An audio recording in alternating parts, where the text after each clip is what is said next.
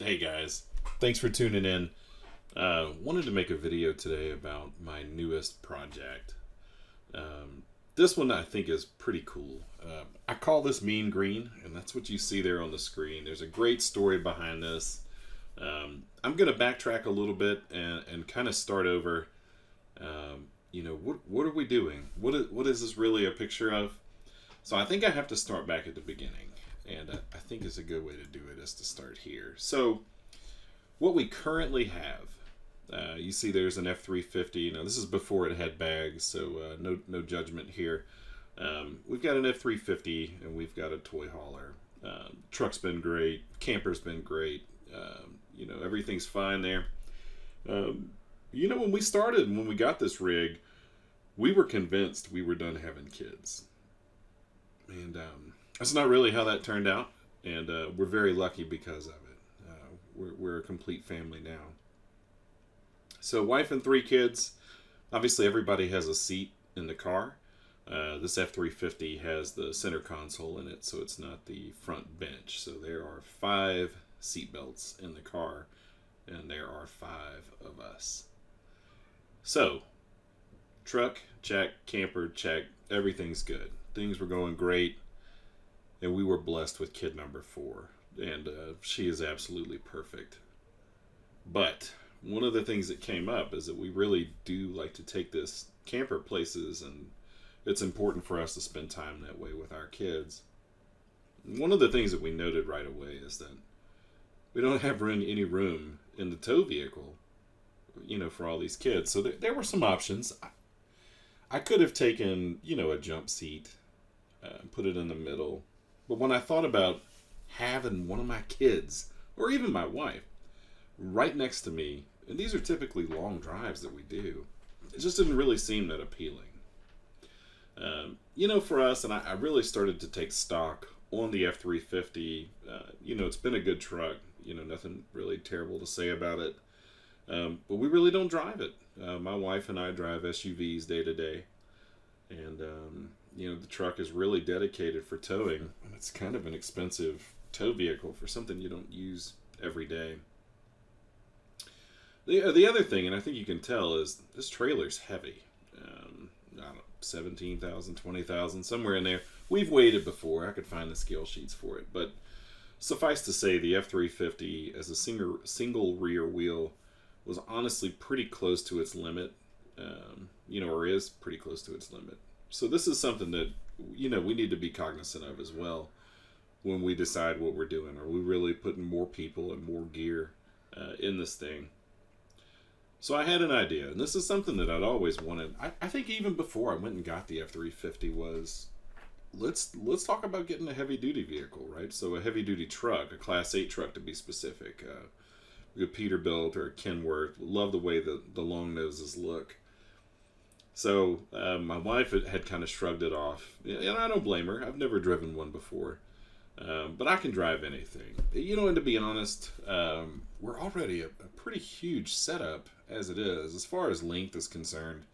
And then the trailer is very tall, so I think this picture probably shows it. So this was on that same trip out to Colorado. To give you an idea, we're already pretty big. So once I kind of ran those numbers by her, she was like, okay, well, the thing is, we need places for kids to sit, and I don't know how big those sleepers are, what they're like in person, or how safe the seatbelts are. Is this a good idea? We're going to be looking at having 4 car seats and us. So how do we have everybody fit? Well, that's a good question. So this is kind of where it gets interesting. We took a lot of time, and let's say I did, and really did a lot of looking for different ideas or try to get some inspiration. And what I saw in the heavy duty trucks was people made these into campers, and that's really not what we're after. And the question I got from family, friends is, why don't you go trade in the trailer and get a motorhome? Well, that answer is twofold.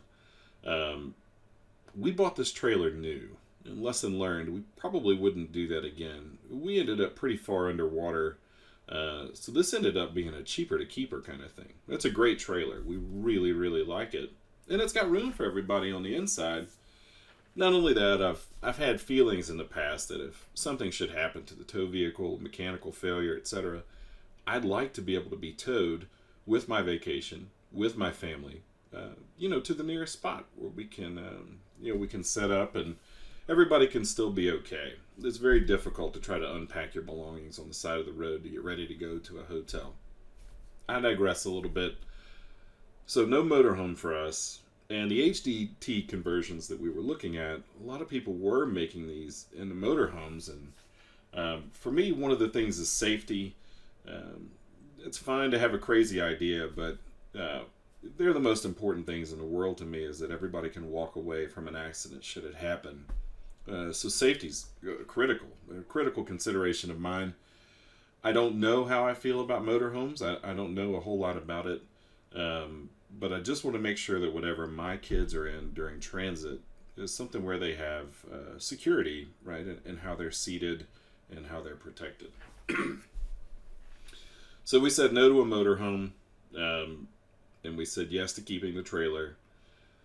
So the other thing, obviously, is, what do we do? What do we do? So I spent a lot of time in Facebook groups. They have HDT Facebook groups out there, and these guys have been fantastic. Tons of information, and I'm brand new to this area. People were very cool, very patient, very helpful, and honestly, I just kept looking, and I couldn't find anything on the web either. I didn't know what to search for. I mean, obviously the keywords. I'm a technologist by trade, so I'm not new to looking for what I'm looking for. I couldn't find anything, and this was one of the reasons I'm really on YouTube to begin with. Is I would like to share this story. I thought this was pretty profound, to look for exactly what I was looking for. They make stretched F-350s. They make other haulers. There are things out there. But for me, it was to be within a budget that's similar to what we're paying for the F-350. And to be able to have it to be exactly what I want. And I really couldn't find that and fit within the budget. So, nobody really had what I needed. And then one day, I think I was on the throne, and I stumbled upon a post by a member of the HDT group I'm in. And hopefully it's okay that his name is on here. But he shows me this picture, right? They're sure post this picture and says, "Hey, you have a large family?" I was like, as a matter of fact, I do. So I get to looking at it, and I went ahead and clicked the link. So, I said, okay, well, this could work. What exactly is this? So I had to do a lot of research on it. I asked the seller a ton of questions. The seller was great. But basically what we came up with is this is an 8-passenger truck body. And there's a great backstory on this particular truck body. And I can go into more about that later. I think that's great for a different video. But this used to haul firefighters, whether it be to training or actually to fires. But it came out of New Mexico, and it was part of the National Park Service. So anyway, pretty cool history. But when we look through this, we can see there's AC, there's 8 captain's chairs. I'm sure they're in rough condition. We can take those and get them reupholstered or whatever we needed to do. But the other thing is there are seat belts on every single one of these. So this is something that was DOT approved to start with. So that made me feel a lot better. Now we may end up doing something a little bit different with the seats. I think that's still up in the air. Cost is a big factor for us, so we'll kind of take a look at that. But I found this, and this was unbelievable. So I did the math on, would the frame rails fit, right? How would this go on to a truck? Would it fit? Are these standard? Again, for me, knowing nothing about the heavy duty trucks, I had a lot of questions. So this is where a lot of the guys and the seller came in handy, honestly. So we went through it. We decided that it would fit on a Peterbilt. I went ahead and watched the auction. It seemed like it really took forever for this thing to end. But Big Iron was great. The seller was great. We were able to get it for a pretty decent price, one that made sense for us. And I really needed a new project. Not really. So, at any rate, I told my wife, hey, this is how much I want to spend on it. and I had that blessing, and I actually came in under that. So finally, I won. I won the auction. Super, super excited. I couldn't wait to take off work for a day and go get this. So the next weekend that we could go, we grabbed a dual tandem trailer. I think I have a picture of it. But I grabbed my oldest son, and we headed to a place called Liberal, Kansas. So let me see if I can find that trailer. Here we go. So we took this unit up to Liberal, and my oldest says this is the smelliest place he's ever been. And no knock to the folks in Liberal. Wonderful city. Everybody was very nice. But apparently if the wind blows the wrong direction, you can get a little bit of a scent from the meat processor. I think I spent as much on diesel on the way back as I did on the passenger body itself.